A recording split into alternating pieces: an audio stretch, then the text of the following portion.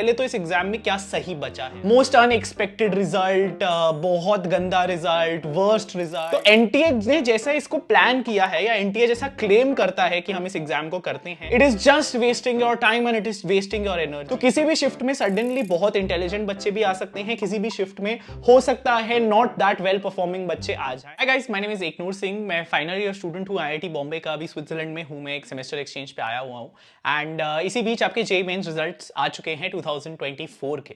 अब ये video addressed है उन लोगों के लिए बोथ जो जेईई मेंस में अपीयर किए हैं इस साल एज वेल एज जो फ्यूचर में अपीयर करने वाले हैं, क्योंकि इसकी जो बातें होने वाली हैं वीडियो की, मैं फोकस रखना चाह रहा हूं towards the structure of the examination and कैसे वो अफेक्ट कर रहा है जेईई मेन को एंड फ्यूचर इंजीनियर्स को हमारे कंट्री में।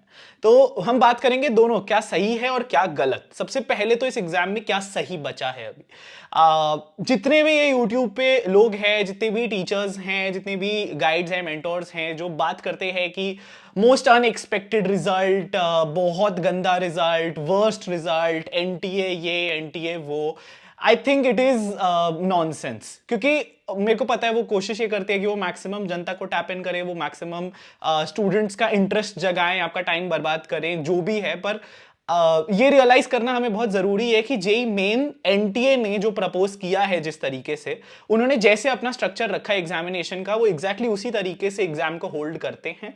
और जब इंसान परसेंटाइल्स देता है तो हर एग्जामिनेशन, हर जिस सेट में आप बैठे हो, जिस शिफ्ट में आप बैठे हो, उसमें आप जैसा परफॉर्म करोगे आपको उसके अकॉर्डिंग एक परसेंटाइल स्कोर मिलता है एंड उस परसेंटाइल स्कोर के अकॉर्डिंग आपको एक रैंक मिलता है। तो एनटीए ने जैसा इसको प्लान किया है या एनटीए जैसा क्लेम करता है कि हम इस एग्जाम को करते हैं, वो एग्जैक्टली रूल्स फॉलो करता है। बात ये हो रही है यहां पे कि जो जेईई मेंस का है उसमें नंबर ऑफ कैंडिडेट्स हमें इस बार बढ़े हुए मिले। तो जब कैंडिडेट्स बढ़ेंगे तो सेम परसेंटाइल पे आपकी ऑब्वियसली रैंक पीछे आएगी। अगर 100 लोग होते हैं तो टॉप 1% इज 1 पर्सन, अगर 1000 लोग होते हैं तो टॉप 1% इज 10 पीपल। तो अगर कैंडिडेट ज्यादा होंगे तो ऑब्वियसली आपकी परसेंट, जो आपका रैंक है, वो पीछे आएगा। लोगों को ये सिंपल सी मैथमेटिक्स समझ नहीं आ रही है, लोग इस चीज पे इतना रिएक्ट कर रहे हैं। It is just wasting your time and it is wasting your energy. मतलब ये एकदम नॉनसेंस है ये क्लेम करना कि 93 परसेंटाइल के आसपास इस बार कट ऑफ गई है जेईई मेंस की। पिछली बार 90 परसेंटाइल थी। जब आईआईटी इसको, जब जेईई एडवांस को अपने नंबर ऑफ कैंडिडेट्स फिक्स रखने हैं और नंबर ऑफ कैंडिडेट्स जो अपीयर किए एग्जामिनेशन में वो बड़े हैं, तो नेचुरल सी बात है जो कट ऑफ है वो ऊपर जाएगी ही। इस चीज पे इतना शोर मचाने का कोई पॉइंट नहीं था। This is something which is very very simple to understand and आपको रियलाइज करना पड़ेगा कि एक नंबर ऑफ कैंडिडेट्स बढ़ रहे हैं इस एग्जामिनेशन में, हेंस जो परसेंटाइल्स है वो उसको रिफ्लेक्ट कर रही है। नंबर 2 जो सबसे ज्यादा इंपॉर्टेंट चीज है वो है कि कंपटीशन बढ़ रहा है जेईई मेंस में। अब ये गुड न्यूज भी हो सकती है, बैड न्यूज भी हो सकती है, बट हाँ, मैं एडमिट करता हूं कि जेईई मेंस की कई खामियां भी हैं और कई ऐसी चीजें भी हैं जो आपको जाननी बहुत जरूरी है। लेकिन पहले मैं ये बोलूंगा, जितने कैंडिडेट्स क्वालिफाई किए हैं इस एग्जामिनेशन को, जो अच्छी परसेंटाइल लेके आए हैं, अब टाइम है अपनी एनर्जी को सही जगह चैनलाइज करने का एंड उस आखिरी एक महीने को फुल जोर लगा देना यार। और उसके लिए मैं कंटिन्यूअसली आपके लिए वीडियोस बना रहा हूं जो जेईई एडवांस स्पेसिफिक होने वाली है। I am trying to get people who have done extremely well on the channel, उनके साथ शॉर्ट कॉन्वर्सेशंस हम रखेंगे ताकि आपको जेईई एडवांस में जो भी चीजें जाननी है आप जाके कमेंट भी करो नीचे, मैं उसके हिसाब से वीडियोस बनाऊंगा आपके लिए, ऐसे लोगों को लेके आऊंगा जो आप चाह रहे हो। But make sure you subscribe to the channel for that and अभी मैं ये बोलूंगा कि आपको अपनी फुल मेहनत लगानी है और सही रिसोर्सेज का यूज करते हुए। Let me quickly talk about Oswal books की ये 2 बुक्स जो आप यूज कर सकते हो अगर आप जेईई एडवांस में प्रिपेयर कर रहे हो अभी। It's 22 previous year solve papers की बुक। ये फिजिक्स, केमिस्ट्री, मैथ्स तीनों के लिए आपके लिए अवेलेबल है। इसकी अच्छी बात है यार, इसमें 100% अपडेटेड फुली सॉल्व पेपर्स हैं। प्रैक्टिस के लिए प्रॉपर क्वेश्चंस आपको मिल जाते हैं। रिविजन के लिए स्मार्ट माइंड मैप्स, निमोनिक्स और अपेंडिक्स इसकी जो है वो बहुत यूजफुल हैं। एक्सपर्ट टिप्स, ट्रिक्स, शॉर्टकट्स भी इसमें आपको मिलते हैं and concept clarity with extensive explanations के लिए हर बार मैं इस बुक को रेकमेंड करता हूं। You can definitely go check it out. इसका डिस्क्रिप्शन में लिंक है। अगर आप प्रीवियस ईयर क्वेश्चंस कर चुके हो, आपको और नए क्वेश्चंस चाहिए क्योंकि प्रैक्टिस ही जेईई एडवांस में आपको अगले स्टेप पे लेके जाएगा, then you can also use the 10 mock test papers जो जेईई एडवांस के इन्होंने बनाए हैं। इसमें बहुत पेपर 1 एंड पेपर 2 है, 10 पेपर का। तो आपको इसको डेफिनेटली प्रैक्टिस करना चाहिए। आने वाली वीडियोस में बताऊंगा कि ये प्रैक्टिस किस तरीके से, किस डायरेक्शन में ओरिएंट करो आप for your best result. So go check it out, it's in the description. आप कूपन भी यूज कर सकते हो, डिस्क्रिप्शन में इसकी सारी डिटेल्स हैं। अब बात करते हैं यार कि इस जेईई मेन एग्जामिनेशन में क्या गलतियां हैं, क्या ऐसी क्या चीजें हैं जो एनटीए परहैप्स गलत कर रहा है। बट वरी नॉट, क्योंकि it may be good news for you, for people watching this, जो अपीयर करने वाले हैं फिर से जेईई मेंस में या फिर जो अगले साल दे रहे हैं, उनको ये पॉइंट्स जानने बहुत जरूरी हैं। सबसे पहले बहुत सारी अटेम्प्ट्स होती है जेईई मेन में, ठीक है। वो कोशिश ये है एनटीए की कि लोग अलग अलग टाइम पे अपीयर कर पाए। 2 अटेम्प्ट्स होती है, लेकिन उसमें भी जो नंबर ऑफ शिफ्ट्स हैं वो बहुत ज्यादा हैं, and that is may be because जो इंफ्रास्ट्रक्चर है वो इतने सारे लोगों को एट अ टाइम सपोर्ट नहीं करता।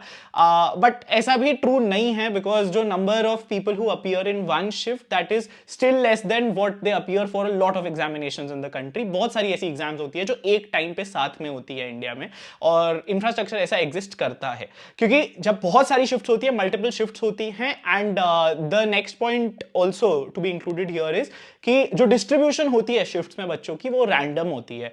तो किसी भी शिफ्ट में सडनली बहुत इंटेलिजेंट बच्चे भी आ सकते हैं, किसी भी शिफ्ट में हो सकता है नॉट दैट वेल परफॉर्मिंग बच्चे आ जाएं, and people do not gate scaled accordingly. जब ये मास में होता है तो यूजुअली एवरेजेस कैंसिल आउट हो जाती है।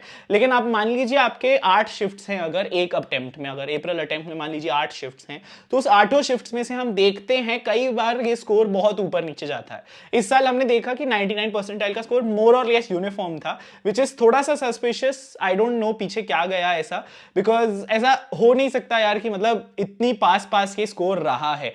But I am not claiming कि यहाँ पे कोई फाउल प्ले है, बट मैं यही कह रहा हूं कि ये जो रैंडम डिस्ट्रीब्यूशन होती है कैंडिडेट्स की, वो थोड़ी सी गलत है। एंड आइडियली मतलब कहीं ना कहीं यहाँ पे कुछ आना चाहिए, कोई फैक्टर आना चाहिए जहां से एक यूनिफॉर्म स्केल पे लोगों को मापा जा रहा है, बिकॉज वरना लक का फैक्टर इसमें काफी आ जाता है।